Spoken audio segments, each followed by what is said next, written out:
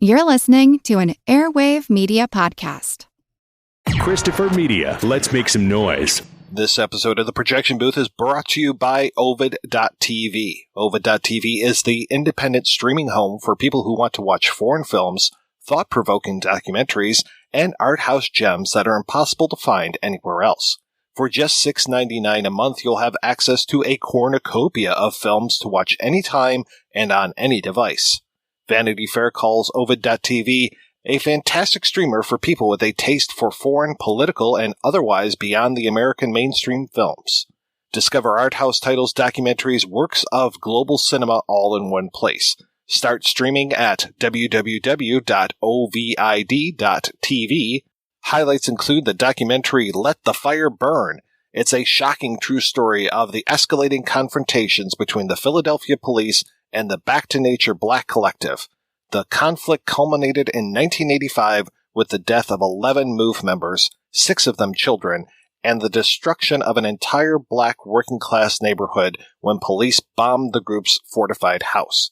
You'll notice echoes between the film and today's clashes between citizens and the police. From now until October 21st, 2020, save 50% off your first 3 months of Ovid.tv. Just head on over to www.ovid.tv and sign up with the coupon code PROJECTION at checkout. What number are we thinking of? 69, dudes!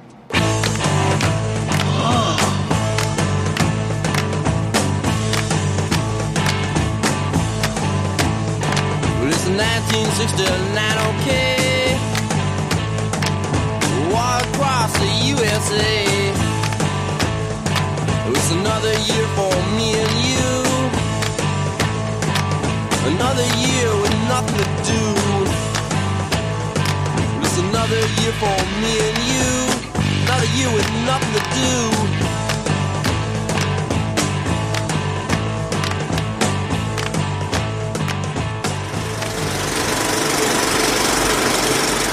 Welcome to the Projection Booth. I'm your host, Mike White. Joining me once again is Ms. Kat Ellinger.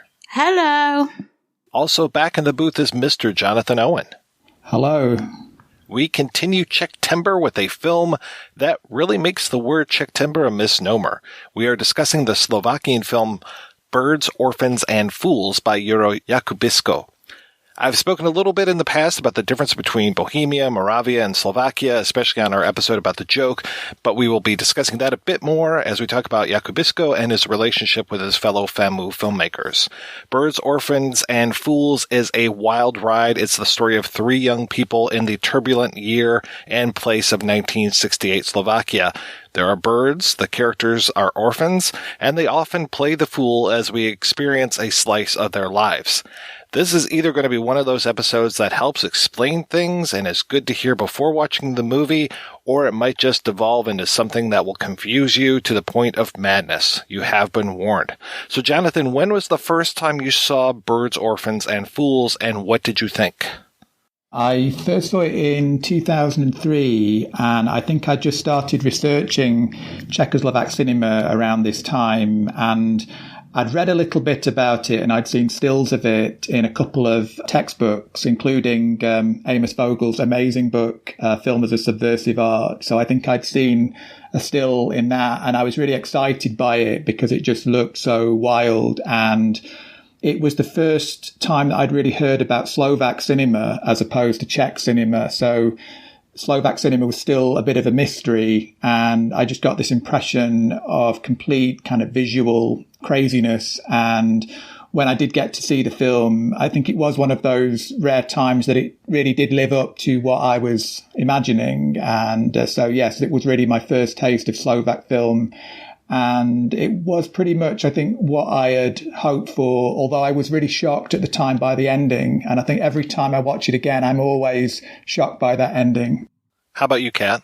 I have Jonathan here to thank for this one, actually. This was a recommendation that came through Jonathan about, I think, maybe 5 years ago now, which seems crazy. I was researching this chapter for a book on folk horror, on Czechoslovakian folk horror. And although this isn't a folk horror, Jonathan gave me some help with the chapter, especially that wonderful Bathory cartoon, which I was able to add in. But we just started, I think, talking about the pagan elements in Czech and Slovak film. And this was one of the recommendations. So I picked up second run DVD of it. And like Jonathan, it was really one of those times where it met my expectations or even exceeded them. I love any sense of paganism in film. And this is just such a pagan film.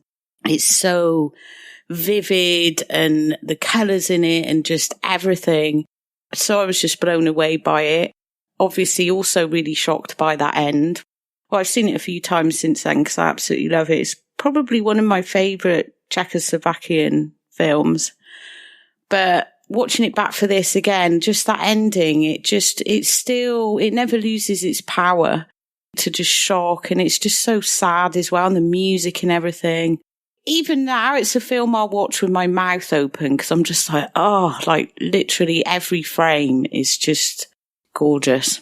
Kind of like you, Jonathan, I first ran across this in that Vogel book, and a lot of Jakubisco's films were just impossible to find.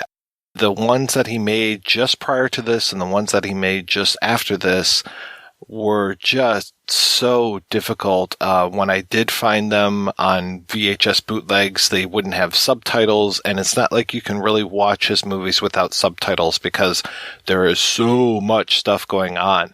This movie just floored me when I watched it for the podcast, and just seeing the colors, the editing style, the way that this is put together, it's so anarchic, but there's a logic to it. And I feel like I would have to watch this, I don't know how many more times before I could even start to glean some of the symbolism that's going on in this film.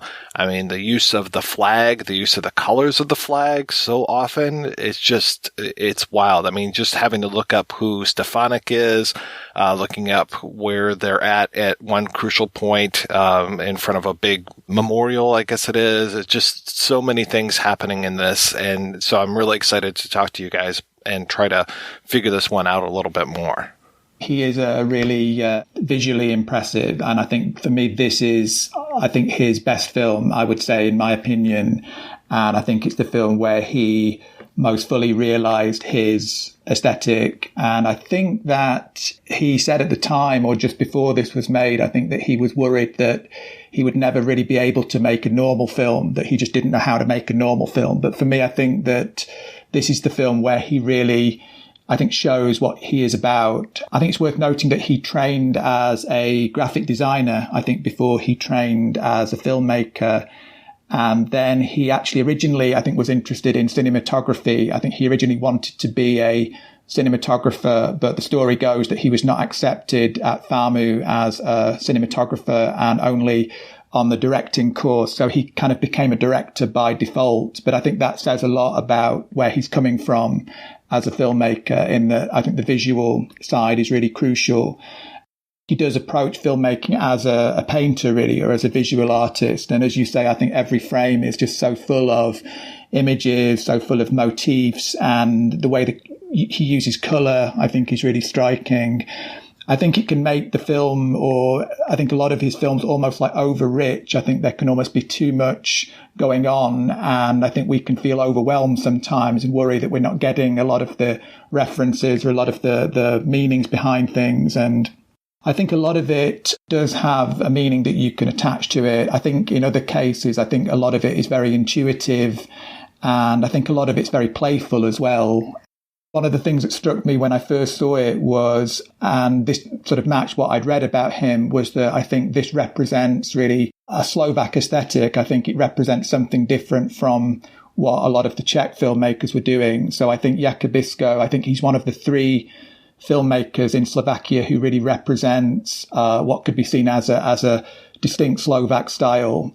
The kind of chief element of that is this combination of the influence of folk art with kind of avant-garde or modernist elements. And when you think of like the use of colour and the way the kind of colour will change, I mean, I think this really matches that very vivid use of colour that you see like in Slovak folk art or East European folk art in general.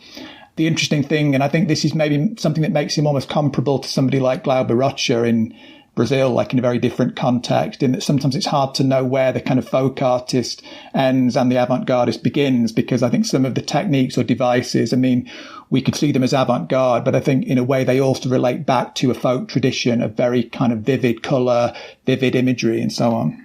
Jonathan, because you're obviously the expert on Slovakian film, and it often gets pushed, and I know I've been guilty of this, the sort of Czechoslovakian or the Prague stuff really takes prominence, and probably it's a lot easier to get hold of as well. Like Mike said, there's issues with finding some of the films. But one thing that really interests me about the director in the interview that Mike sent over, Closely Watched Films by Antonin J. Leem, the fact that he didn't necessarily see himself as Slovakian and was really into this idea of this sort of multicultural mixing pot and an embracing of all the different cultures. Whereas you have someone like Juro Hertz, who was also Slovak, but always felt like an outsider to FAMU because of that. And like the new wave, always felt like the outsider and a bit pushed out. Whereas Jakubisco seems to have had like the complete opposite. He seems to have just been totally into not just drawing from this like folk art, but this whole mixing pot of energy and, you know, the people he was working with as well, people like Hitilova, for example. And, you know, it just really struck me, the contrast between their attitudes. That is one of the ironic things about Jakubisco as a filmmaker, in that, as you say, I think he did feel that he was really part of that first generation of Slovaks who did not really feel any antagonism towards the Czechs and who felt that these ethnic or these cultural differences were not really important. It's worth noting, too, that Jakubisco, like a couple of his fellow Slovak filmmakers from that same generation, were FAMU graduates. And so I think that possibly is one of the reasons why maybe he didn't feel that sense of distance or difference from the new wave, in contrast with Hertz. We still can justify this film as a Czech-Tember entry because even I think in the production of the film, I mean, there are sort of Czech elements in there. So, for instance, Jiří Sikora, who plays Yorick and who was in another of Jakubisco's films, I mean, is a Czech actor. And apparently there were some objections about him not speaking good enough Slovak. I think he's dubbed anyway in this film, but clearly Jakubisco was happy to use a Czech actor. And I think the co-writer as well was Czech. Interestingly, the co-writer later was to become the chief rabbi of Prague. So you've got a rabbi involved in the writing of the film, which is interesting. There is that sort of engagement, I think, with Czech culture. And as you say, I think there is that, idea of the melting pot of sort of mixing and fusing these different influences and different cultures together. And then, of course, the other national element in this is the French element, because I think this was a French co-production, and it's one of the films that really resulted from the co-production agreement that was set up in relation to Rob Grier, and Rob Grier's The Man Who Lies, which had been made, I think, the year before in Slovakia. There is some kind of overlap with that film as well. I think the producer is the same, the cinematographer, and apparently Jakubisco, I believe, chose this figure of Milan Stefanik, who was this Slovak statesman and was also a French general. And I think Jakubisco chose Stefanik as a motif, partly because that served as a kind of connecting point between France and Slovakia. So yes, I think that's very true that he's interested in merging different influences or different cultural tropes together. And in a way, I mean, I've argued before, I think, in what I've written about this, that I think there is a kind of postmodern element, even kind of before postmodernism was really a thing, in that, you do get these odd references to cultural phenomena from very different contexts. I mean, they reference Mao, for instance, and they reference there's a Coca-Cola can that you see at one point, and some of these things just seem completely alien, really, to this context. So,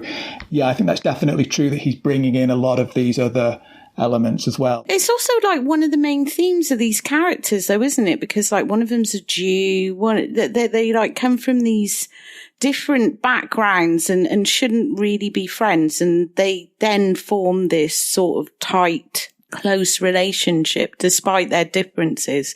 So one of the main themes seems to be about overcoming those differences, even though it kind of ends up badly for all of them. But yeah, I think that's definitely true. That I think you can see that connection between the characters' own ambitions and, Yorick's statement that, we're all the same, basically, in that scene where they're at the Stefanik memorial and they have the flag, and Jakubisco's own feelings as a member of this younger generation. So I think, again, it relates to that idea that this generation has the possibility to be different and has the possibility to be more progressive and not to see these ethnic or cultural differences anymore.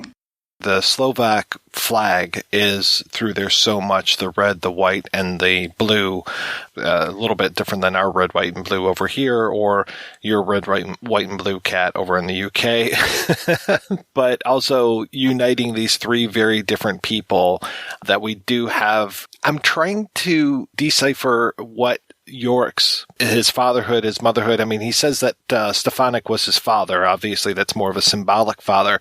But then they also say that they're all orphans. Marta, the Jew, talks about how Poles killed her parents, and Andrzej, the Pole, talks about how Jews killed his parents. But we don't necessarily find out what happened to Yorick's parents. But all three of them are these orphans that are all living together, and in this just wild, dilapidated, crazy house that they live in, which is right next door to what looks like some sort of an asylum, which is filled with kids, with little people, with people with Down syndrome. So it's just they kind of are these orphans who are living next to the fools, but they're playing the fools as well. I mean, of course, Yorick having his name Yorick, tapping on that whole fool character from Hamlet, I thought was a very nice touch. And it seems like they're kind of running away from the world by playing the fool. And I think that comes through even in that initial voiceover we get from someone who says they're Jakubisco, but who sounds very much like a child. Yes, I think that's part of his game playing. I think the way that it's set up like that, where you have, that statement, I, Juro Jakubisco, and then it's a child's voice, and then shifts to a woman's voice. I think that's, a way of setting up the kind of playfulness about identity and game playing throughout the film.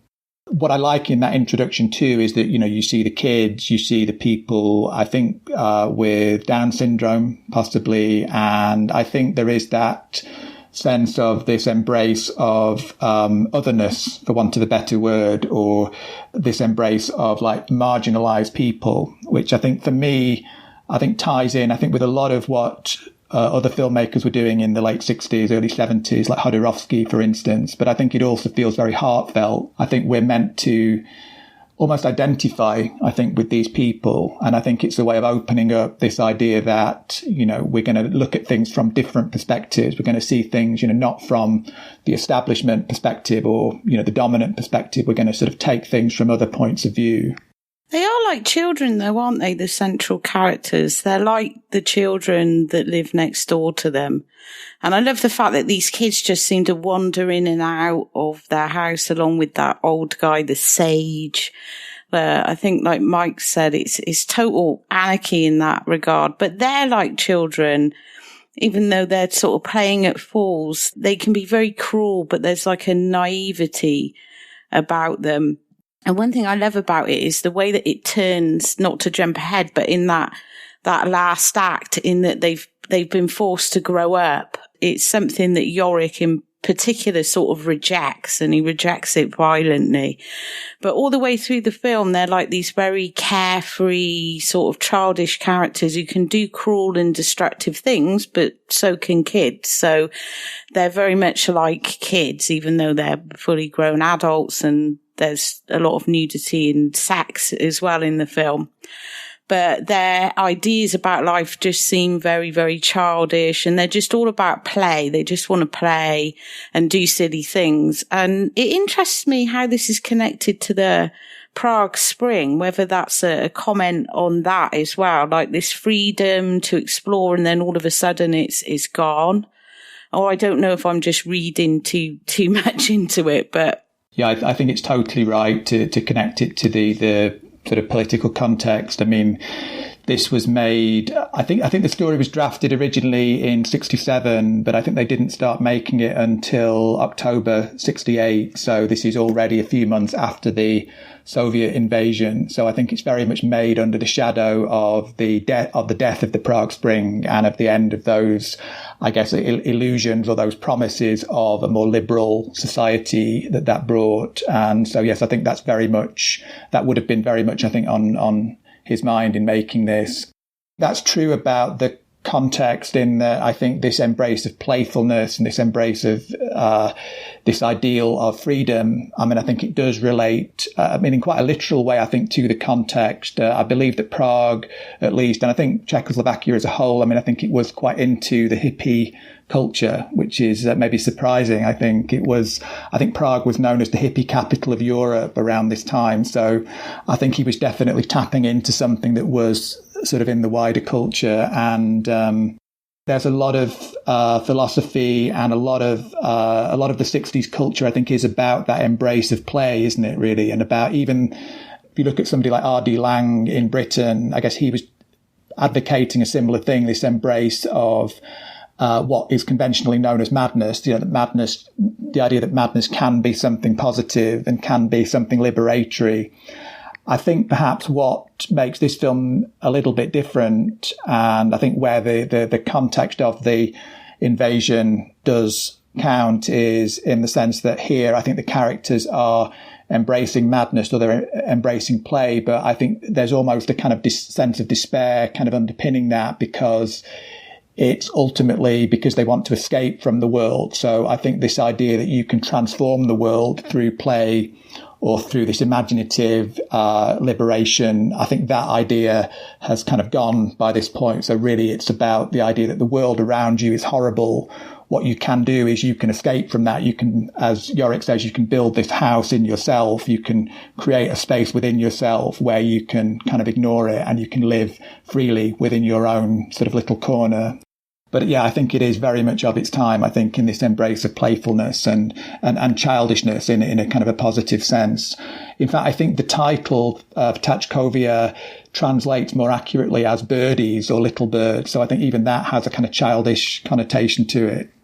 That also speaks to the whole idea that the freedom is really associated with these birds that live everywhere and they're all over the place.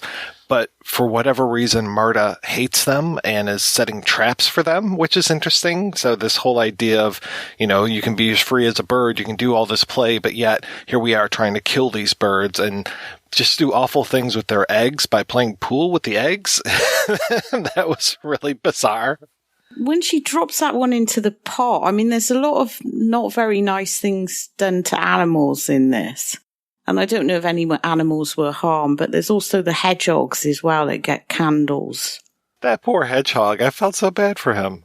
I know. And it's but it's the sort of thing a child would do without actually realizing it was dangerous. They're not malicious characters. They're just like Jonathan says, it's like a sort of madness. It seems to have certain parallels, but not total, with Hittilover's Daisies in that regard, where you have two female characters who they don't take anything seriously, but they get more and more destructive in their games. Their games sort of get wilder and they start smashing things up and so it seems to have a sort of parallel to that in a way. But I see parallels with Fruit of Paradise as well. This idea of the Garden of Eden and the loss of innocence and stuff. There's, like you said, Mike, it's like that you could just sit here, I think, for days, like looking into every single little strand, which I'm sure none is there by accident. I'm sure, which is why it's just such a rich film because of all these things. I kept looking at the wardrobes and I kept thinking, is this some sort of obtuse reference to Polanski with the two men in the wardrobe? Because there are wardrobes everywhere in this movie, to the point where York is even sleeping in a wardrobe and comes out almost like it's a coffin. But then you have these, and I don't know when C.S. Lewis wrote his stuff, but I'm like, is this supposed to be a transportation to another world or something? So it just like the wardrobes become almost the walls to their little living area, which is actually kind of a big living area with this huge ceilings and everything where the birds are flying around. I mean, just the setting of this movie is so wild, and that so much of it takes place in this one area. Yes, they do go out on the road at least once, if not twice. And there are scenes from outside, though the outside seems pretty dangerous, especially with these machine gun toting grannies that they have out there. Yeah, I'm glad you brought up the wardrobes, because that is something that I'm never able really to get a handle on as to whether there is a precise meaning to that. I think as you said, I think that I thought of Polanski as well. I thought of two men in a wardrobe, and I think wardrobes do have a place, I think, in surrealism. I think Schwankmeyer uses wardrobes a few times, and I think there is a kind of magical significance to the wardrobe in itself, in that it is this place to hide in. It's also, I guess, associated with dressing up and with play acting in that sense. As you say, it can function as a coffin as well. I mean, in terms of the space, I mean, this is a really interesting space, isn't it? I think that they live in, because I think on the one hand, I mean, it's kind of a ruined space. It doesn't seem to be an inhabitable space in any kind of normal sense. So I guess that can relate to this idea that we are living in this time of ruin and devastation. And a lot of the other kind of spaces that we see are kind of ruined as well. There is this constant sense that the war somehow is going on still. He's kind of scrambling timelines a lot as well, because you see like the Slovak partisan, you see the street battles outside. The appearance of Marta, when we first see her, is meant to evoke, concentration camp inmates, which of course, I mean, if we see this film as set in 1969 or 68, that's kind of impossible. But I think it's meant to evoke this sense of this background of war and persecution. But on the other hand, I find that space that they live in quite fun. And I think it's also quite a playful and liberatory space, in that I think it represents this state of pure illogicality. It's almost a bit like a Magritte painting or something. And we never seem to know how the characters kind of come in and out, really. I mean, I don't think we really see like an entrance or a doorway where we could say, well, this is the entry point. It's as though there's like entry points everywhere. Again, with the floors, we're not sure about how many floors are there in this building, and how do you go upstairs? I think they have like a fireman's pole at one point, don't they? But all to get the shirts out, which seems like a weird invention. These like weird gadgets with another wardrobe, actually. Another wardrobe. I just wanted to say, if you just take this as like purely as a fantasy film, say, sort of remove it from the political climate, which is kind of impossible, but just for a second, one film it reminds me of, not thematically, but just the whimsy in it and the idea of this dangerous landscape, is Louis Malle's Black Moon. Because in that, you've got a really strange house, like a fairy tale house, in the middle of this very dystopian, war-strewn culture. And it becomes like a weird sanctuary for these bizarre things to happen. So, and I love that film as well. So it kind of reminds me of that, without the weird breastfeeding. I must admit, I've never seen Black Moon, but that makes me really keen to watch that now. Yeah, it kind of takes place in this sort of dystopian war landscape it's a fairy tale, a very perverse one, where this isn't a spoiler for anyone who hasn't seen it, but it starts with this girl who's a bit like Alice in Wonderland. She sort of comes out of this dangerous landscape and drops into this little cottage where she meets like a talking horse and this strange old woman and this weird pair of twins, one of them played by Joe D'Alessandro. And it's really surreal. You don't really get to work out who these people are or why they exist.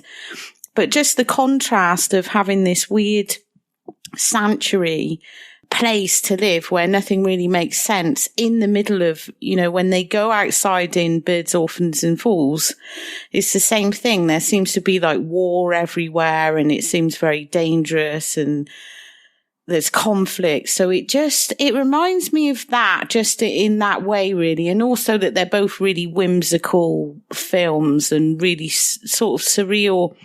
I'd say this definitely has elements of the fairy tale, like Black Moon is. A lot of times these characters feel like they walked right out of a French film, especially I would say a Godard film, because even though they have a Jules and Jim relationship, it feels more like a band of outsiders as far as the way that they come in. There is this political element to it. They are very anarchic, but they're not necessarily spouting as much politics all the time as, say, like a Godard protagonist. Yeah, I think Godard was a really sort of conscious influence on Jakubisco, I think, especially at this point in his career. I mean, it's interesting because he's often described as the Slovak Fellini, which, I mean, does make sense as well. And I believe that Fellini and Jakubisco did become friends later on. But I think Godard is definitely the core influence here. I think the approach to editing and montage as well, like the use of stills from other sources, like there's a still of Dali that appears at one point. The approach to editing is for me quite Godardian as well. I love that he got to know Fellini because obviously Fellini, as I talked about quite a few times, is probably my favourite filmmaker of all time. And there are elements of Fellini in this, and the outsiders and that sense of grotesque carnival and the little pagan motifs, but I don't necessarily see this as, I've seen a few comparisons to Fellini, and yes, they're both visually very rich filmmakers who use colour in a very specific way and use surrealism in a very specific way, and obviously have an interest in, the grotesque and the carnival and paganism. But beyond that, I don't really see them as having much in common. Like, Fellini was never political. All his films were about himself. They were like a form of personal therapy. They're like, apart from his sort of criticisms of Italian culture, perhaps, and religion, I wouldn't say Fellini was particularly political in any way. It was totally, so it's a strange one that someone will just take a surface value of what something looks like and just say, oh yeah, it's bright, it's colourful, yes, it's like Fellini, when totally different, I think, thematically, the motivation, like all of it, totally different in that way. I mean, probably they appeal to fans of Fellini, obviously, and it was one of the things that I first responded to was that really rich, I love cinema that's totally visually over the top, very colourful. Like, I love anything in Technicolor, like, anything that just has crazy sort of set design. I'm a very, very visual person, and it's the first thing that I'll notice. So obviously, yes, that would have been my point of reference, but no, I don't see any other sort of, connection to Fellini. I think they were totally doing different things with film. Yes, I think it's perhaps more that I think that they were both shaped by that wider context, because I think Fellini made Satyricon the same year as this, which I think was his, maybe apart from Juliet of the Spirits, it was his first time to really go in this kind of, if you like, psychedelic or this kind of like over-rich visual direction. So I think it's more that they had a shared trajectory than that Jakubisco was taking from Fellini. To go back to your earlier point as well, I think Fellini, even though he was a bit older, he was channeling that sort of hippie sort of sense of experimentation that you see from Juliet onwards. And you can totally see it in Birds, Orphans and Fools. This just sense of the 60s and that experimentation. So yeah, they do sort of parallel on that as well, because Fellini was kind of very interested in that culture and very interested in what was going on, starts to get really experimental at the same period, even though he was from a totally different generation. Yeah, there's definitely some parallels, but I agree with the Godard thing in the characters. They're not really Fellini-esque characters at all. there's something else. This is underpinned by a political context and by a sense of time and place. So I think even though it does sort of move into sort of this phantasmagorical area, it always maintains that awareness of this specific time and place. As much as that is stylized, I think it is also kind of a document of the period that it was made in. And it's interesting because in Jakubisco's previous film, Deserter and the Nomads, he actually included footage of the invasion, of the Soviet invasion, which is interesting to kind of put this, documentary element into a stylized, in some ways fantastical film. So I think he always maintained that connection with reality. And in fact, I mean, in terms of the politics, there is a comment that's often made about the final scene. And again, I'm kind of jumping ahead a little bit here, but when Jurek commits suicide, one of the ways that he does that is by setting himself on fire. And this was made 2 weeks after the death of Jan Palach, who was a Czech student who protested against the invasion by setting himself on fire and then died from his wounds. And I think Jakubisco has denied that he was influenced by this, but to me, it's too coincidental, I think. And I think there were other actions where this happened too. I think there was the event in Vietnam, wasn't there, in South Vietnam, of the monks immolating themselves. So I think I feel that motif of self-immolation is meant to, I think, conjure up political associations, whether it is Vietnam or whether it's closer to home. His death is just so layered when it comes to the symbolism, too, as far as hanging yourself by the statue of Stefanik. And not only are you setting yourself on fire, hanging yourself, and drowning all at the same time. It's like, okay. Oh, it's so... I remember the first time I saw it, I was just mouth agog, like, Jesus Christ, this is... But I've sort of, after I'd seen it a few times, I started to read, the fact that he kills Marta. Should we mention that? Is that okay? Like I said earlier, I don't know if we're going to make more sense of this film. Hopefully we're not confusing the listeners too badly with this, because, we are jumping all the way to the end here. But the fact that he kills her, because she's become a grown-up. Andre and Marta have got this family going in, and so they got these responsibilities and they're in a new house. It almost seems like he does it to free her. Now, when the first time I saw it, I read it as just purely as a sort of jealousy angle, and it was all to do with his ego.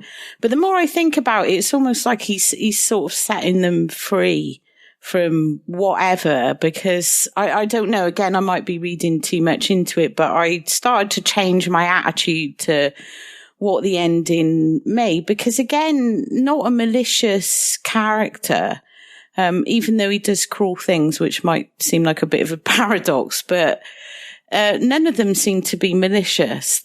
Yeah, I think that's true, really. I mean, I think there are a few ways of reading that, but I think for me, that's definitely the one that I would go with the most, that Andre and Marta by this point have become more of a conventional couple. And I think what helps to signify that is the house that they're living in at the end, which, although it's still like a very bizarre looking space, it's more of a conventional domestic space, isn't it? And I mean, it's actually, I think, in contrast to the former space, which was all about like openness and all about kind of, permeable spaces. This is actually a space that's very highly secured and sort of set off from the rest of the world. You have these ladders to get into it. And so I think that signifies the fact that they have embraced, yes, a more conventional, more domestic lifestyle. And, it's interesting that, I mean, I think Jurek, by the last act, is always seen in a suit, isn't he? So I think, again, that signifies that change of tone. And I think it's also about the fact that he himself has lost this former joie de vivre, or this former passion that he had for foolishness. And I think you could maybe suggest that in killing her, in committing these acts of violence, it's also a kind of projection maybe, and it's also this rage against what he has become too. And I think Marta says to him, you've lost your courage to be foolish. And it's just this sense that the energy has gone, really, this commitment to this, this radical or this foolish lifestyle in the best sense. It's kind of, all dissipated at this point. I mean, I kind of see this very much as a kind of end of the 60s film, and it's kind of like an eccentric companion in a weird way to something like Easy Rider or Alice's Restaurant, in that I think people seem to take, including me, I think, take from it quite a kind of positive, optimistic and playful feeling. And yet, when you look at the endings of all these films, they're all really bleak and really about, suggesting that, there was this possibility of some kind of, lifestyle change. There was this possibility to live a different lifestyle. But at the end, it's, we blew it. It's all those dreams have died out at the end. Billy, we blew it. Well, 68, the difference between 68 and 69, there's a total shift, isn't there? If you look at it culturally, it's becoming a lot more violent, and it's almost like an end of innocence as well, not just in Czechoslovakia because of the Prague Spring, but sort of almost simultaneously this is happening all over Europe and in America. You start to see a lot of violence in culture, and we're just about to move into the 70s as well, which is like one of the most nihilistic periods for cinematic expression. And I totally agree. You can kind of feel it in this film. It's like the end of something. It's like, this is what we had, but it's over now. And kind of after killing Marta, Yorick obviously realizes, that the only place to go now is this horrible death, which is awful. Changing the subject though, because I was just thinking he takes that photograph through the peephole, which I find really sad, of his friend sort of calling to Marta. But the use of cameras and photos in this is really, really interesting. Not even just actual cameras, but then the way, one, we've got the reflection of Jakubisco and the crew, so we see them in pictures. But then when there's one scene in particular where Andrzej is mocking, like he has a camera and he's taking film of Marta, I believe, and it's just like, oh, this is really interesting that he is even aping that he's the cameraman, that he's got her in his gaze. I thought that was very fascinating. But yeah, every time they go out, they have the camera. It seems like York mostly is taking photographs. He is taking pictures all the time, like he's documenting what has happened to the world at this point. And there are other points where we see like a camera crew as well, which is almost breaking the fourth wall. It's like, are they part of this narrative? Are they there to make a documentary? Like, who are they? I think you see the children as well with a film camera as well, don't you, in one of the later sequences, and there's that constant act of kind of like framing with the hand, isn't there? And then I think Marta goes one further by kind of doing the kind of film reel thing when she's holding the book.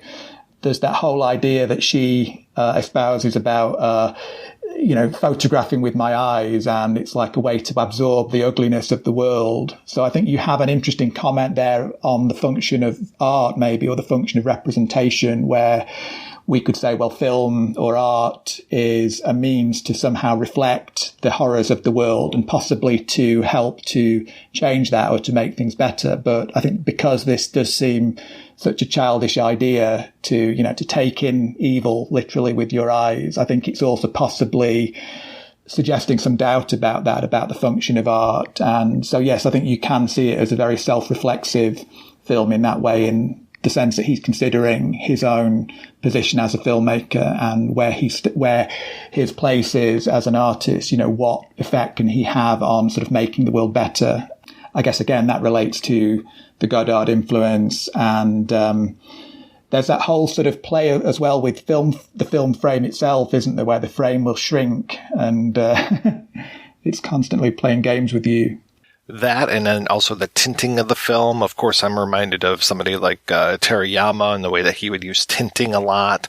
It's funny because thinking back to last year when I was putting this year's program together of the entire year films, I think you're both aware that we started off the entire year, the first 3 months, with films from 1969. And when I came to September, I made sure that I had a few 69 films in here. So looking at this one, looking at All My Good Countrymen, which is another kind of elegy to a age gone by that you can never get back to, in the way that neighbors have turned against each other because of the communism, because of the invasion. That film was banned. This film was banned.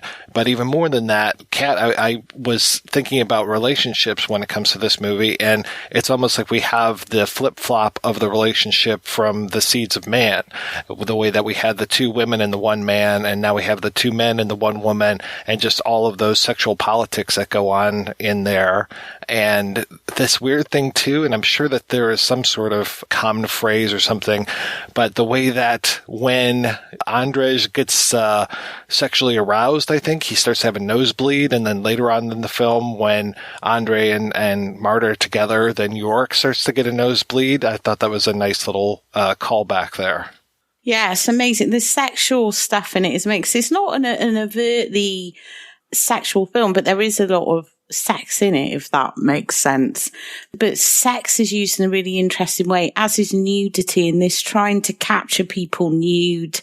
And Marta will trick the boys into getting naked. So it's not just her nudity. It's like literally everybody's nudity, which I really loved, because it's like equal opportunities in that respect. But just the way sex is used as part of this, this sort of childish play thing that they've got going on is really interesting.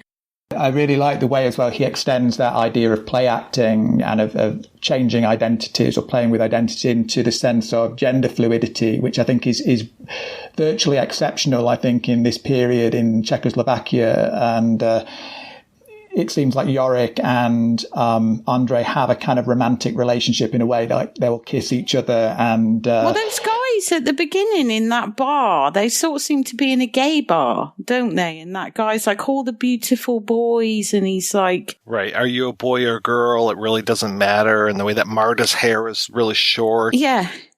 And Marta's really androgynous, and one of the things that Yorick notes when he comes across her pregnant is that her hair's grown.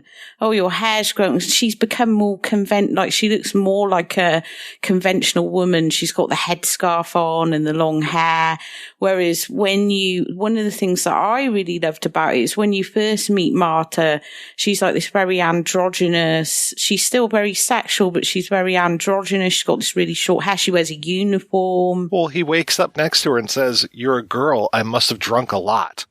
Yeah. I love that. Which is great. That's just bizarre, because I've come across really nothing else, I think, in Czechoslovak cinema of this time that is so sort of comfortable with that. I mean, it's the fact not only that he includes that I guess gay bar or gay party, but that he doesn't seem to make a judgment on it as a filmmaker. It's really just it's just part of the playfulness and the embrace of different identities, and he's fine with it. And that is a really unusual element, I think. Talking about the camera stuff too, there's that scene that happens right around that point after he wakes up with Marta, where it's Yorick and Andre, and they're at some sort of a party or wedding or something. There are these two girls there, and they are running naked through the forest. And Yorick says that they don't mind being nude, but they don't want to have their picture taken, because I think it might be one of those, like, their religion prevents them from having their picture taken or something. I was like, okay, this is interesting. Yes, that kind of charging, sort of like forward moving camera style, that's really, I think, a distinctive technique of Jakubisco's films. It doesn't get quite as much play, I think, in this film as in his previous one, but I think that's definitely something that he was into, that kind of convulsive kind of moving camera. It's almost a bit like Zhuavsky, I would say. Something I wanted to bring up from the interview in Closely Watched Films, and he talks about film as a collective art, and you can definitely feel that energy, that this is very much like not an auteur standing at the top, but it's very much, it almost feels like this weird sort of bohemian improv exercise with all these arty people getting together and stripping off, and talking about art and politics. It's like totally got that vibe, which is quite innocent. He talked about when he worked with Hittilova on The Ceiling, and he says she makes a film as if she were buying a hat, a magnificent ceremony full of elegance and feminine cleverness, and all the while she is suffering, and in a little while the hat she bought doesn't appeal to her anymore, and right there a style of storytelling emerges. And it's interesting how he saw story making or storytelling as this kind of organic process, even for himself, like not starting with a script really, just ideas, which, to go back to what we were saying earlier, possibly relates to him then bringing in all the 68 stuff, because it's almost as if he was just sort of starting with a concept and then just sort of like Hittilova, he was also very organic, kind of going with the flow and seeing what he could bring into it, which I find another really interesting. I think it's something that stands out in a lot of Czechoslovakian films of that period. They weren't afraid to just experiment. They would just kind of go in and, with an idea, and they would literally just kind of not totally make it up on the spot, but you do get that sense of the creative energy with a lot of the Czech soap. But with this one especially, it does feel like you can just feel that they were developing this as they went along, and perhaps like in a contrast and a parallel to the film, playing themselves, play acting and sort of doing what the characters were doing. It's worth noting when you look at like production stills of the film that, Jakubisco and the cinematographer especially almost seem to be dressed the same way as the characters. And so if you look at the production photos, it's almost hard to see where the crew ends and the actors begin. And I think that what you said, Kat, I think very much matches what I've read and understood about the process of making it. I think that Jakubisco did say that basically the script that he had was really just a set of guidelines for what he made. And I think according to Magda Vasariová, who plays Marta, she said that he was quite careful, or was quite organised in terms of the visual side. So I think like the setups were very carefully planned out, but in terms of like the acting and the dialogue, he kind of would basically allow them to kind of play out variations on the scenes, and then he would just give them kind of feed lines and things. And so I think there was a lot of improvisation, I think, in terms of the dialogue and the acting. I like too that they are looking right at the new wave, and the whole scene where they run across that big pile of film stock is wild, and just covering themselves. They look like there's some sort of creature shambling through, just covered with film. It took me a little while to figure out that it was film. For whatever reason, I thought it was ribbon at first, until they started holding it up and I could see the images on it, and then setting fire to it is just like, see you later, new wave. We're into even something newer now. And again, that's really exceptional, isn't it? I think to make such a direct reference to the new wave. I can't think of any other film that actually mentions the new wave in that explicit way. And I guess it's also a kind of a crude pun, because they're urinating, aren't they? So it's also the wave of urine. And I guess also you could say, well, that's anticipating what was about to happen, where, this is made in 1969. Where there still is, there still is a large amount of freedom.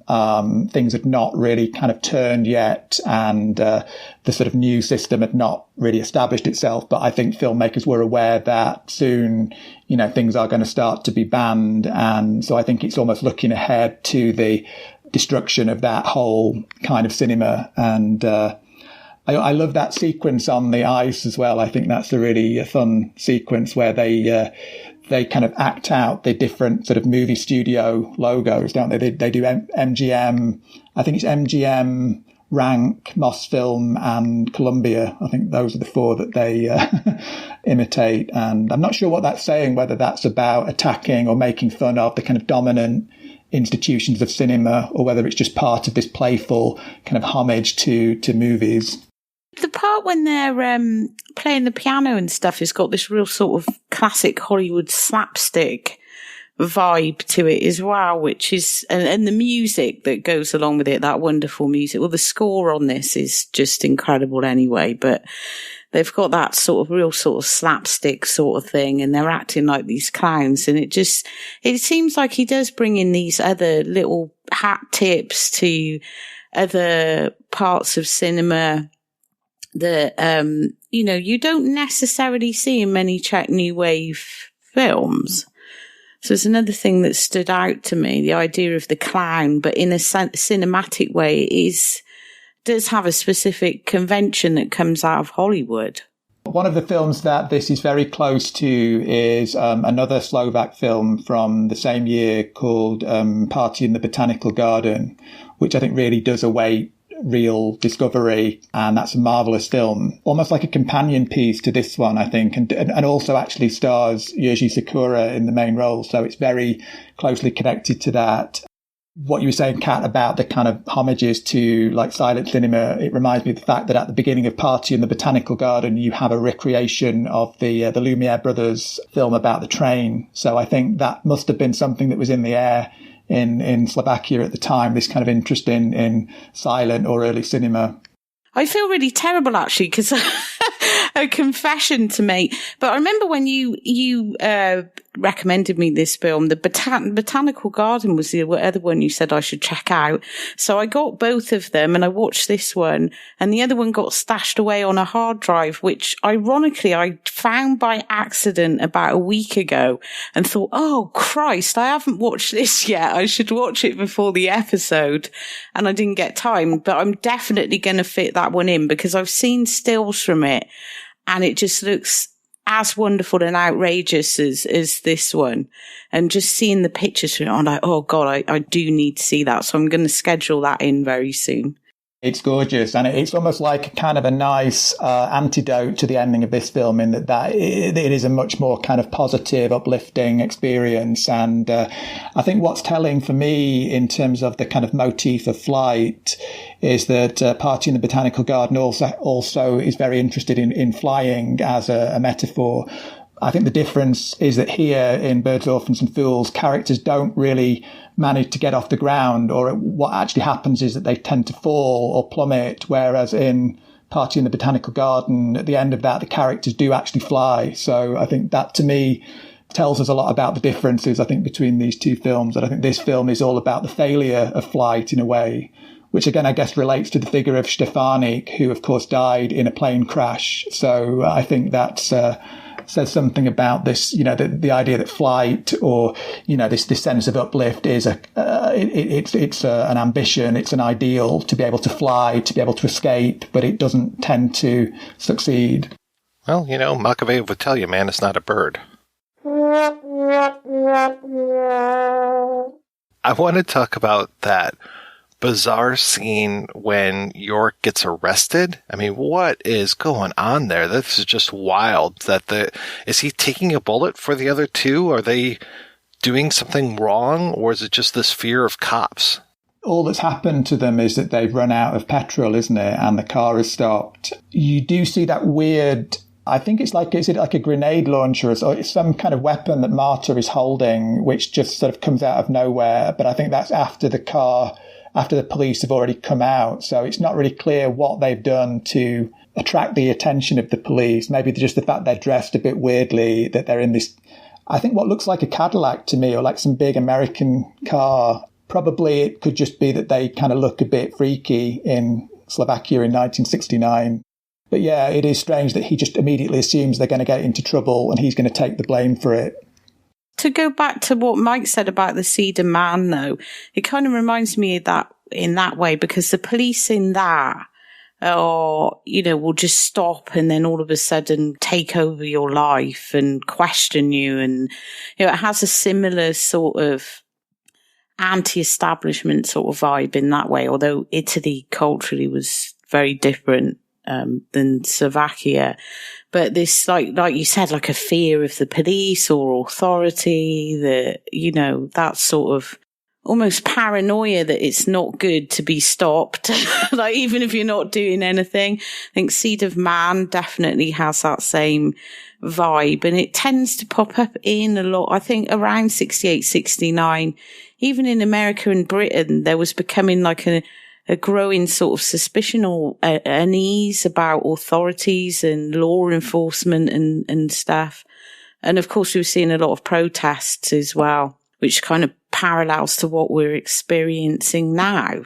It's just that sense of kind of omnipresent threat, isn't it? And violence and persecution that sort of surrounds the characters all the time. So I guess it's natural that the police would just be another element of that. And one of the other kind of weird omnipresent presences in the film is the nuns, which I think is really weird. You know, you have these nuns who are usually, I think, male actors, aren't they, in nun costumes? And even in the climactic scene of the murder, there is a nun outside shooting, I think, Mike, you said it's like a flare gun. Yeah, they're like vigilante nuns. Like, what is this place? Marauding nuns. Yeah, and the way that it's cross-cut is very purposeful. I mean, the film that Jakubisco made after this one, which is called See You in Hell, My Friends, is all about this group of characters who actually, they do a similar thing to the characters in this film in that they try to escape from the world and live this kind of very bohemian life, but they keep being kind of pursued and basically harassed by this pair of, I think they're referred to as like red nuns, who are kind of always trying to get them to come and board this red ark. So I think the political symbolism in that later film, it's not very subtle, but I think nuns in that film are clearly like a very tyrannical presence with this implicit kind of allegory about communism. So maybe there's a similar intention here, I think. But they're like watchers, aren't they? The nuns. They're always there watching. We talked a little bit about the landlord / fool / old man character. There's another character in this movie that we haven't mentioned, which is this redheaded woman that is in Yorick's life that he seems to escape to every once in a while. And when he sees her at one point, he's putting apples all around her naked body. And I was struggling trying to figure out if that was a memory or if that was happening currently. And then there's a moment when she takes him in and introduces him to her 2 children. And that seems to kind of sour the relationship, kind of like Marta being pregnant. But I was just like, this is an interesting thing that he's got this, I guess, like woman on the side kind of thing, because they seem like they're romantically involved. Yeah, she is really interesting because she's like a more mature character, like she's a mother. And it goes back to what I was saying about the more pagan elements. There's certain scenes with that woman that look like they could have come out of the Wicker Man, especially all this symbolism with apples and naked bodies and babies and, you know, just all that kind of fertility stuff. And I think Jakubisco sort of said that the film was partly a sort of statement against commitment. And Yorick certainly has commitment issues, if you could call that. He will try and sort of escape. But at the same time, he keeps getting drawn back as well to these women. And so it's interesting what it says about him as a character. And when you look at them in the relationship, you sort of look at it in a more traditional way. But then when you start to think about it, it's not actually that. Like you said, Jules and Jim, there is certain aspects of that, but then it's not that either. It's like everything has a kind of double and triple meaning. So, yeah, it's like he's interested in this woman, but he can't handle the kids. Like what, but you know, you don't see her hassling him or anything. So it's strange, you know, this idea, I guess, that he always wants to be a child, and, you know, having babies means you then have to be the parent. That's another ambiguity, isn't it? He's putting the apples around the redhead, and then I found it interesting. You mentioned Fruits of Paradise and this whole thing, and I find it interesting that when he stabs Marta at one point, and I don't think we necessarily see the stabbing, we see the blood on the stick that he's holding, and then he takes a bite of an apple again before he covers himself up with a sheet and proceeds to stab her even more. So that's just like, okay, yeah, 2 apples within 20 minutes. This is very interesting. Okay. And then eats a huge plate of spaghetti. Yeah. I have no idea about, that. Maybe he's a pastafarian. Interestingly as well, when he stabs her, it's like a vampire's stake. It's not even with a knife. It's like the sort of thing you would see in a Hammer film from this period. It's like this horrible wooden stake, which you would imagine would be really painful as well. He's not just killing her, he's killing the unborn child too, which makes it maybe even a little Manson family-esque. Absolutely, yeah. That always goes through my mind. And of course, it's the same year, isn't it, as well, which is kind of uncanny. I didn't want to was it before or after, though? I didn't want to bring that up in case I was like reaching. It's something that occurred to me straight away. It's like, the Manson. I think it was after, because the Manson, the Tate LaBianca murders, I think, were July 1969. It's harrowing, the fact that, and he gets this, not just a knife, but something that will actually impale right through her and the child, which is just horrific. But it also feels really sad for both of them, which is something that you don't like. Generally, when you get violence in a film like that, a sort of a spurned lover who's jealous and he'll be a bit of a psychopath, you kind of hate the guy and you feel really sorry for the woman. But in this, you feel sorry for all of them. Like even Yorick, you just feel sorry for every single one of them, which is really exceptional and really difficult to do. So I wouldn't say Yorick was necessarily a sympathetic character, but there's something endearing about him all the same. No, I like all three of these people. If there's one person I didn't like that much, it was Andre, just because he's kind of milquetoast. The fact that he kills the unborn child as well, I think, suggests it's like the murder of the future, isn't it? Or this is recognition of the death of future ideals. Oh, totally, because just the theme of children throughout the whole thing. And you've got this overabundance of children and fertility, with the apples and the redhead lady. I don't know the actress that played her, but the fact that she's obviously very fertile is wow. And just this idea of fertility, this very pagan sort of sense of fertility. And it all ends in that room.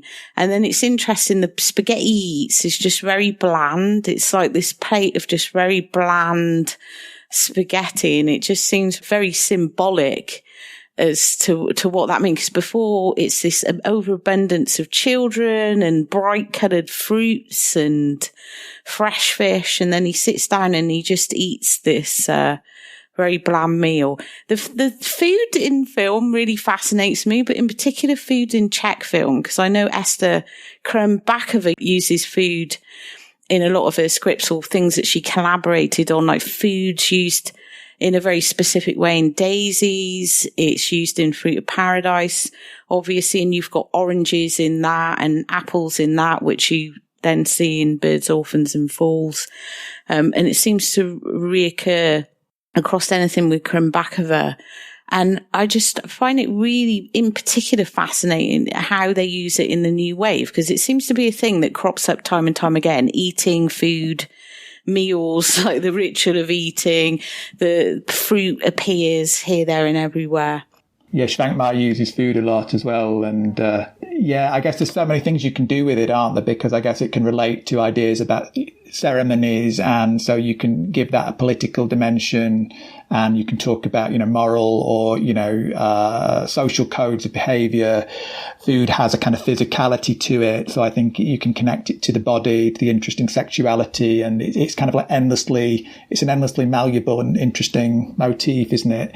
None of the food, I think, in Czech film looks particularly appetizing. It doesn't, but it's always like kind of grotesque, but still fascinating. I mean, even something like The Report on the Party and the Guest, which is all about, uses the conventions of a dinner party to make a sort of political allegory of where you sit and don't sit, and who sits at what table, and how you eat and how you dress. And yeah, it just seems to be a thing that I've noticed, and because I love food in films anyway, but I just noticed it seems very dominant in the Czech New Wave. I think a big part of surrealism as well. I think Buñuel is quite interested in dinner tables as well, isn't he? And I'm thinking as well about that image of Dali that we see, where I think we see Dali with a woman kind of like spread out on a table. And I feel like the scene with the red-headed woman with the apples is almost like an attempt to kind of imitate that image. And the two images run together in my head, actually. So I always tend to forget where they occur. So when we do see the scene of the red-headed woman on the table, I always, like you said, Mike, I tend to forget whether that is something we've already seen or whether that's a flashback to an earlier sequence. But I think that is the first time we see it at the end. But it does seem like something we've seen before. But I think it maybe is because of that image of Dali that crops up earlier. I think that the woman that played Marta was also Marketa Lazarova. Yeah, she's Didn't realize Marketa. I that. think we talked about this when we did that Marketa Lazarova episode. It seems like 500 years ago now. She is one. Didn't she become like a politician in the end? Yeah, she is wonderful. I'm not going to attempt to pronounce her name because it's terrifying. It's got the little... But she talking of paganism, Marketa Lazarova as well. There's another film that's got really interesting themes about pagans and sexuality and being wild. And of course there it's all tied to animals. But, yeah, she's just fantastic. And I think, like we've said, in terms of the sort of scrambling of time frames, I mean, there is a sense in which this does seem to be taking place at like an earlier time period. I think there's a lot of like visual motifs that recall like Bosch, or I think one of the reference points is the book Ship of Fools, I think, with the Juro illustrations with the fool's hats. And so I think he's always playing with that sense of time period. So this does seem to, in some ways, to belong to an earlier time period. And he does that in a few of his films, really, I think, where, you know, you feel that, you know, you could be watching like a medieval village or a village in the 19th century. And then suddenly you'll see like a car or you'll see a helicopter and you think, hang on, this is actually modern times. And he's just using these kind of like older sort of visual references.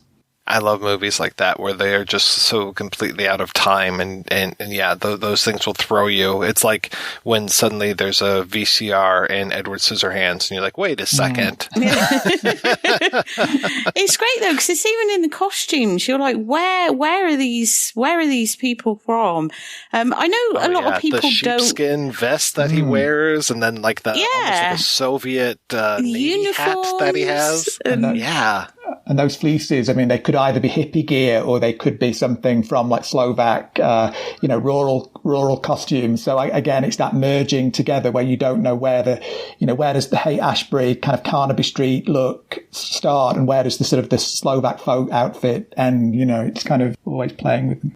I read somewhere his films are described as sort of like magical realism. Now, I haven't seen a lot of his films. I think just because I found them really difficult to get hold of, and it's something I really want to find more of his films because he's interesting. But the one I have seen, and I know not a lot of people like it, is the Bathory one, which I wrote about for my Daughters of Darkness book. And that is like, it presents itself as like a historical epic that is sort of goes more for the factual side of Bathory and the politics and all this.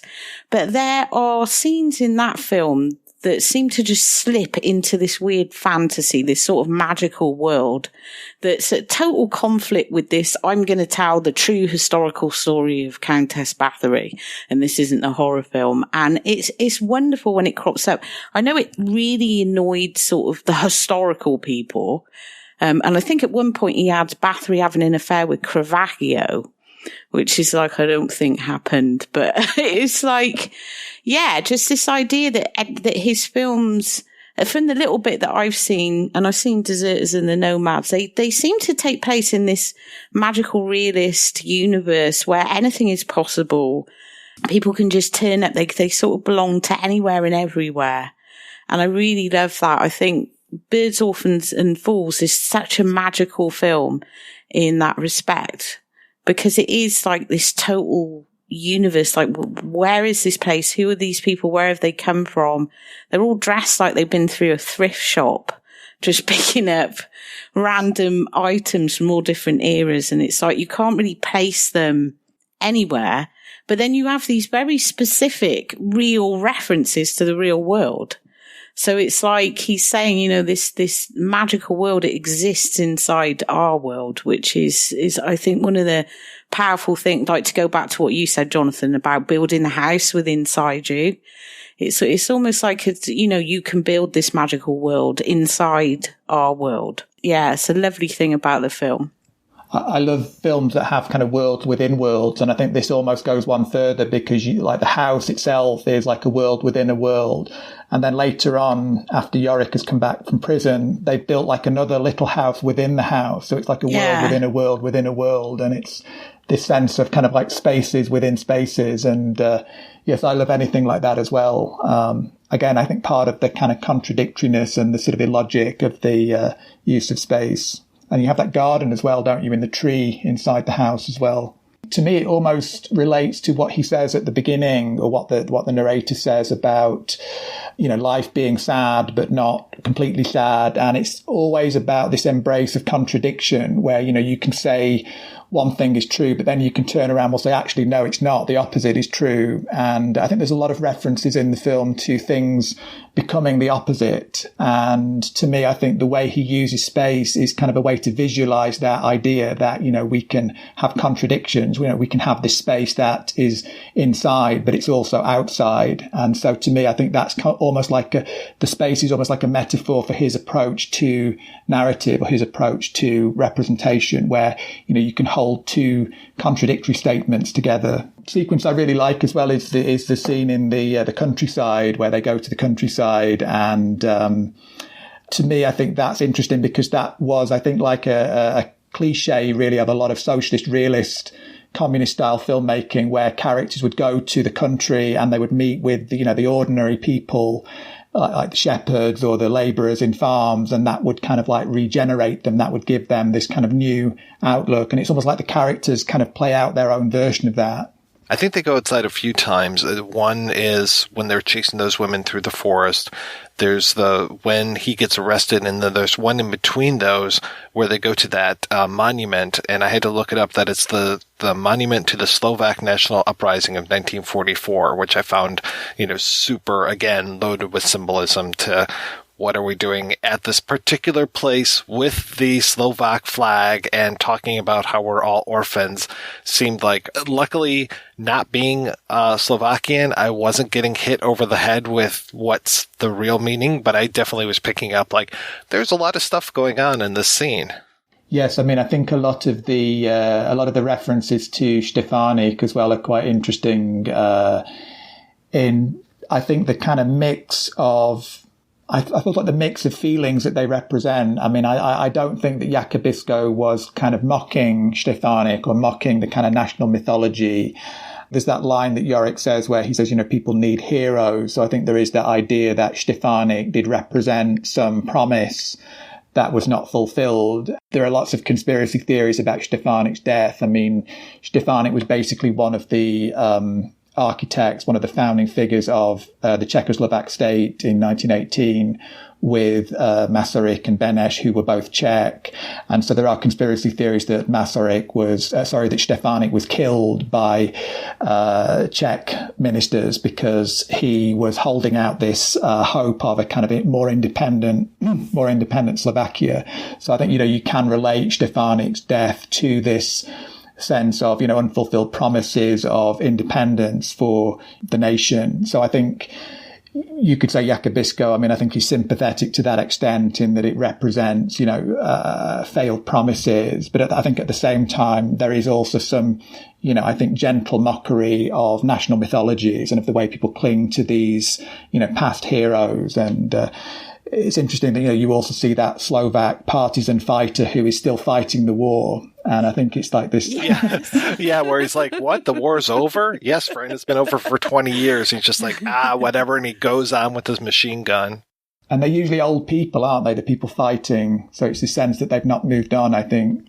One other film I think that is quite closely connected is The Man Who Lies, because I was just thinking that that's all about the Slovak national uprising as well. And that's also kind of like a weird spin on it, just as this is.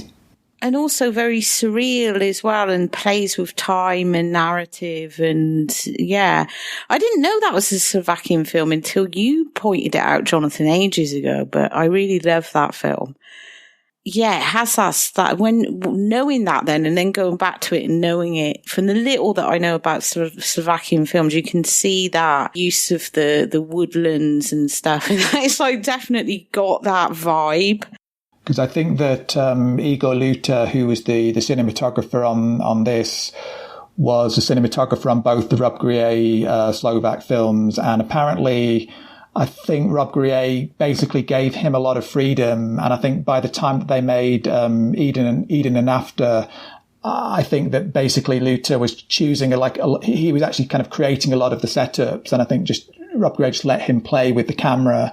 So I think that, I guess, a lot of the visual style, not to kind of, denigrate Rob Grier at all, because I think he has great visual sense himself. But I think there's something about the camera work in both those films that I think is reminiscent of this film as well. I mean, there's a lot of game playing in both of those films as well, isn't there, really? In Man Who Lies, there is a sort of blind man's buff game as well, isn't there? Which is also kind of a little bit creepy and... Yeah, and this idea of playing with time and narrative, because in that, at the very beginning of the film, it sort of places it in this specific historical period. But then you have the main protagonist, played by Jean-Louis Trintignant. Is he Boris or something his name is? And he's wearing like 60s clothes, but he's supposed to be in there. So it does similar thing in Birds, Orphans and Fools, where you can't really quite place people, or they say they're from somewhere, but what they're wearing sort of indicates that's not entirely true. He goes by the different names, doesn't he? Sometimes he's Ukrainian. Yeah, he's got different names, and then he tells people different stories, so you don't know whether you're seeing a flashback or a lie or so much playing around in that film. All right, guys, let's go ahead and take a break, and we're going to play a preview for next week's show. How to continue a television series after a major actor has left the cast. Part 3. The Doctor Who Method. Give the character the ability to completely alter his appearance, and thus be played by any available actor. This also lets the character evolve into suitable form for any given audience. For more about British science fiction television, listen to the British Invaders podcast. www.britishinvaders.com. Hi there, faithful Projection Booth listener, Chris Stashew here. If you're looking for even more deep dive film discussion, both old and new, on and off the cinematic beaten path, check out the Culture Cast. Every episode I'm joined by a different guest as we traverse the cinema landscape, talking about not only our monthly theme, but also some of the year's biggest films. I'm even joined by the host of the Projection Booth, the one and only Mike White. So if you want to listen to even more conversations on film, head on over to culturecast.com or find it on all podcatchers, both Android and iOS.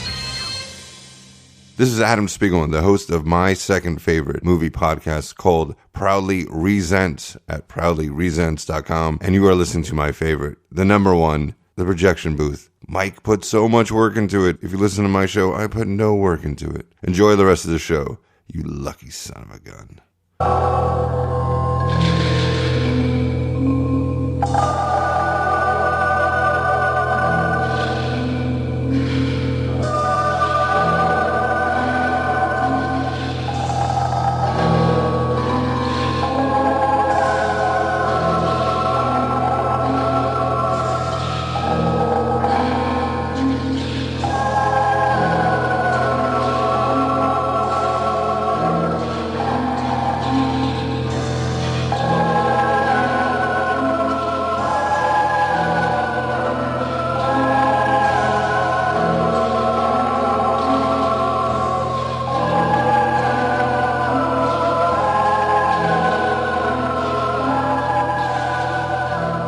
That's right, we'll be back next week with our final film of September 2020, Vera Hitovala's Fruit of Paradise. Until then, I want to thank this week's co-hosts, Kat and Jonathan.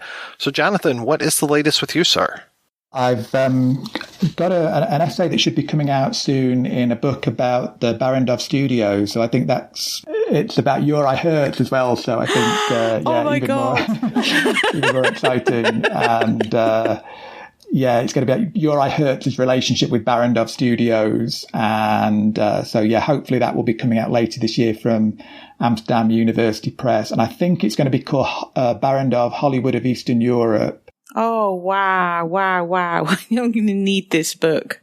And then I've also got a piece coming out soon for Filmový přehled, which is the Czech National Film Archives website, and it's the English version of the website, and that's going to be about the reception of The Fifth Horseman is Fear in America, and it's about the American, or rather the Italian-American edit of that film. So I think it's going to clear up some of the confusion that's often existed about the various cuts of that. So thank you so much for the enthusiasm.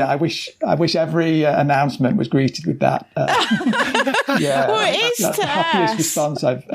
I think this is just absolutely wonderful, especially the Fifth Horseman, because we got so confused over the cuts when we did that episode. And like Mike did a bit of his detective work, but it was all like, I can't wait to read those.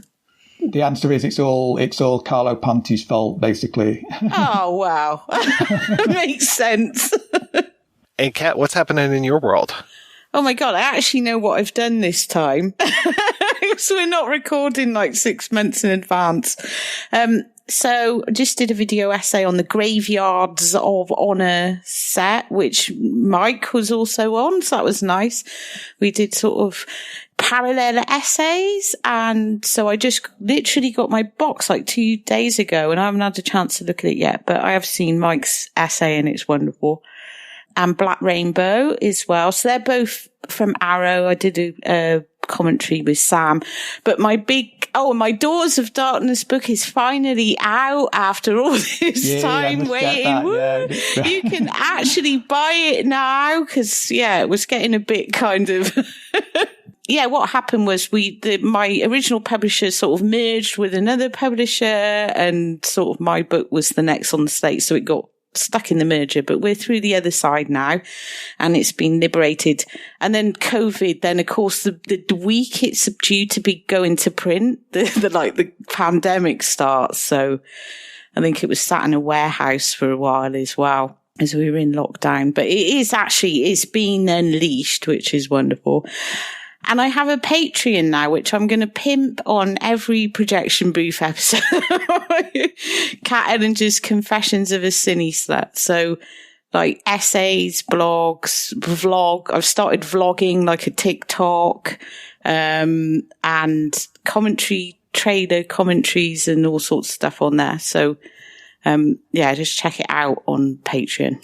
I think you've got the Libertine, isn't that coming out soon as well? Oh, I'm really excited the about Libertine, which I think that one's coming out October, which is amazing because that's like Nucleus. You've recommended that. I'm so excited about that. Oh, it's such a beautiful film. It's like an Italian sex comedy, but it's very, very perverse. It's got John Louis in as well, and Catherine Spack, and looks beautiful. And I've been wishing someone would restore it for so long, but it's one of those weird titles that sort of, doesn't get all the spotlight from that period. And then Mark Morris, who at Nucleus Films, who absolutely loves the film too, has spent so long restoring this thing, and it looks beautiful. So I'm so excited. I think the pre-orders are up actually.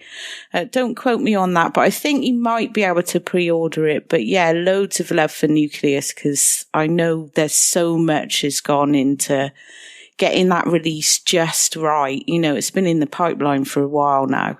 I'm really keen to see that. I'm so glad that I waited, and I think there was like a sort of poor quality version available on YouTube at one point, which I didn't want to see. So I'm so glad that it. Yeah, wait. There was like a previous DVD, and the new print is just totally reveals details that you just couldn't see them on the DVD because it was kind of muddy and it wasn't. So yeah, seeing that restored, I was just like, whoa. And they've got like 3 different dubs and 2 different versions. They've got like the Euro cut and then the American cut, because Radney Metzger picked it up. Yeah, they've really, Mark's just totally invested so much in this. Brilliant. Well, thank you so much, guys, for being on the show. Thanks to everybody for listening. Please head on over to our website, projectionboothpodcast.com, where you can find out more about today's episode. You'll also find a link over to Patreon, where you can make a donation to the show. Every donation we get helps the Projection Booth take over the world.